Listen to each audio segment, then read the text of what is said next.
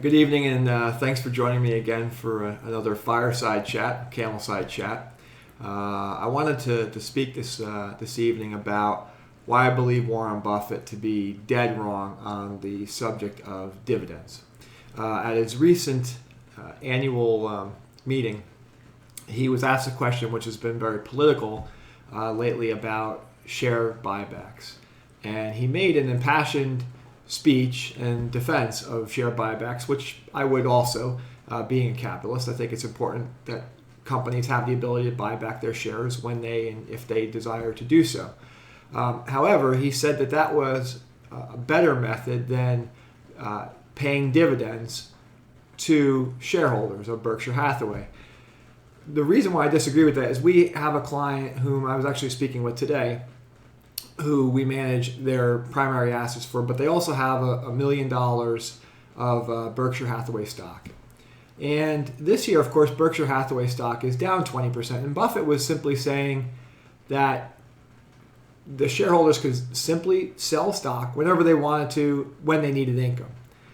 The problem with that is when the stock is down 20%, you're sharing at depreciated values for stock that you may have held for many years. So when you need regular income, you're continually selling shares, and it could occur at very lower levels. Instead, if you own dividend-paying stocks like we do, you're able to never have to sell the shares if you stick to the dividend. So if Berkshire Hathaway paid out 4% a year and our client had that $1 million in Berkshire Hathaway stock, and let's say the stock had declined down to $800,000 in value, as Berkshire has this year and fallen pretty steadily, then they would never have to sell a share of Berkshire Hathaway stock. Now, Warren's saying that he knows better what to do with that cash than you, the shareholder. And I disagree vehemently with that because I feel that if you wanted to buy more shares of Berkshire Hathaway, you could have the option of continuing to buy more shares at lower prices. But you should be able to make that determination. That's why I believe that share buybacks are not a good idea for most companies. And although mathematically equal, if a company is buying back its own shares, that is mathematically equal to dividends. But in our white paper on dividends, called the merits of dividend investing, we show a case study, and there's case study after case study, and ours that we use is General Electric, when companies tend to buy back their own shares at elevated prices, and then they don't have the cash when they need it in times like we're in right now during the coronavirus. So mathematically, the academics will argue that share buybacks are equal to dividends. However, in our white paper, we argue why dividends are so much more valuable. And I think it's an argument you can't argue with when it comes to a retiree. Now, from a taxation standpoint, they're equal, right? Effectively. Fortunately, dividends are lower and in taxes, and you're paying it the same as a capital gains rate. So Warren's argument that you can simply sell the stock and pay the taxes on it is a valid one, especially when the taxes on dividends were higher, and that could change in the future too. But the problem again with dividends is, and Fama and French did a study back in 2001 where they talked about the disappearing dividends, and they showed that back then in 2001 or 1978 there were 67% of U.S. listed firms were paying dividends, whereas in 2000 it was just 21%, and dividends were replaced by stock buybacks. The arguments that the methods were theoretically equal. But again, time and time again, we've seen companies not purchase their shares at opportune times, and they would have been better off using the cash to pay their shareholders. Now, some would make the argument that, well, companies that are using all their cash shouldn't pay that out because they're going to use it for their growth. The problem with that argument too is you have the agency effect. And think of it this way: think if Altrius, if I built a large building with a big blinking Altrius light on it, or had a corporate jet with a big Altrius on it, some would say, well, that's a good expense for the company because it's saving you time and it's doing some marketing. But it would be hard to justify the expense of $1 million aircraft and a $2 million building as benefiting the shareholders of Altrius. Now, in this case, Altrius is just me, so it might benefit me, but would it really be a benefit to all the shareholders who don't get to use that building and don't get to use that jet?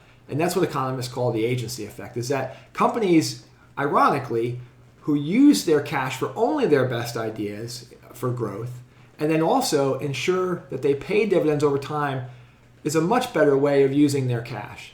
And companies like Coca-Cola, which have raised dividends for 50 years now, have shown that even though their net income could be down, they've just issued less buybacks in some years when they had to, but they've always made sure that the dividend is there for their shareholders. It aligns corporate interest with shareholder interest, which I think is so vital to have those two things aligned. So I'm a big fan of Buffett. I quote him often in my book, Invest Like an Aardvark.